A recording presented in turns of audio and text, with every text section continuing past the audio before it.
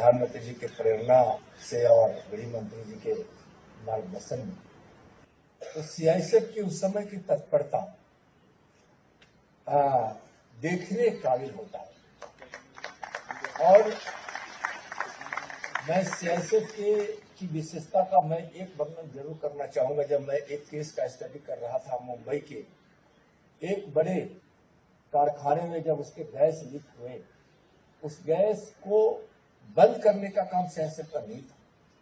जिनको करने का यह कर्तव्य था, जिनकी ड्यूटी थी, वह कुछ पल के लिए वहां से हटे थे। वो आते तब तक सीआईएसएफ ने इंतजार नहीं किया।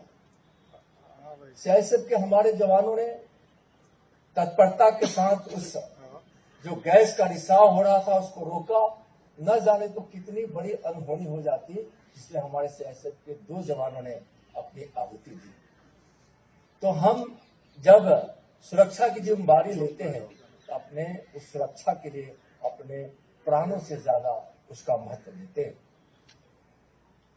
सीआईएसएफ को हाल में ही international shipping and port facility security code के अंतर्गत एक मान्यता प्राप्त सुरक्षा के रूप में नामित किया गया है। यह सीआईएसएफ के लिए और हम सबों के लिए गर्व की बात है।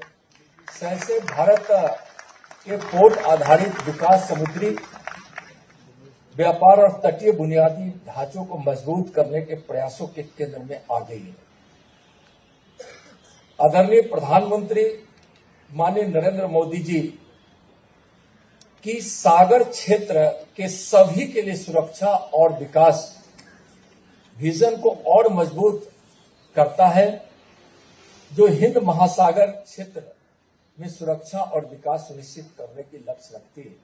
इस साइक्लोथॉन के माध्यम से सीआईएसएफ के उद्देश्य तटीय सुरक्षा से जुड़े सभी हितधारकों के साथ संवाद स्थापित करना और तटीय समुदाय को केंद्र में रखना है।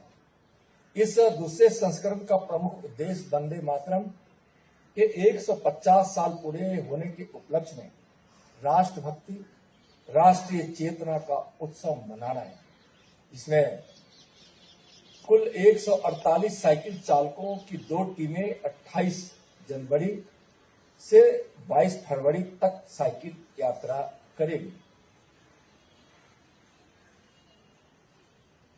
माननीय प्रधानमंत्री जी के विकसित भारत 2047 के विजन को आगे बढ़ाने हेतु तटीय गांव का दौरा करना भी, और इसके अंतर्गत बल के जवान 22 अलग अलग गांव में होते हुए 6,500 किलोमीटर से ज्यादा जो यात्रा करेंगे। गुजरात, महाराष्ट्र, कर्नाटक, केरल, उड़ीसा, आंध्र प्रदेश और तमिलनाडु के पारंपरिक मछुआरा समुदायों सहित तट रेखा पर निवासरत विभिन्न मछुआरा समुदायों के साथ संवाद स्थापित करना एक महत्वपूर्ण उद्देश्य भी है।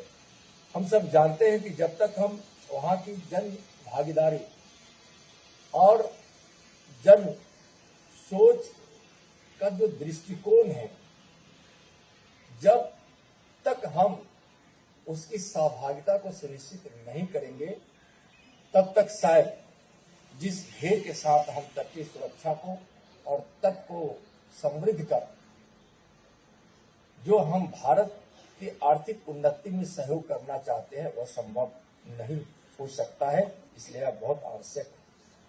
जैसा बताया भी गया कि पिछले प्रथम साइक्लोथॉन में 30% हमारी बेटियों की सहभागिता थी। आज 50% हमारी बेटियों की सहभागिता है, जो माननीय प्रधानमंत्री आदरणीय नरेंद्र मोदी जी के महिला सशक्तिकरण के उद्देश्य को पूरा करने की ओर एक महत्वपूर्ण कदम है।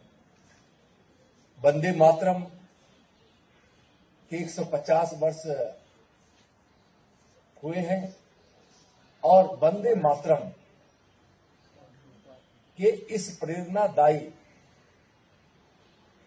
संदेशों के साथ इस साइक्लोथॉन 2 और प्रथम का भी जो उद्देश्य रखा गया था, यह एक बहुत ही अति महत्वपूर्ण है। वंदे मातरम पर माननीय प्रधानमंत्री आदरणीय नरेंद्र मोदी जी ने कहा है वंदे मातरम के 150 वर्ष पूरे होने पर जो उन्होंने लोकसभा में अपना वक्तव्य दिया था, उसका अंश मैं आप सबको कहना जरूर चाहूंगा। वंदे मातरम न केवल याद करने की अवधि है यह, बल्कि नई ऊर्जा और प्रेरणा प्राप्त करने का समय भी है और खुद को इसके लिए समर्पित करने का।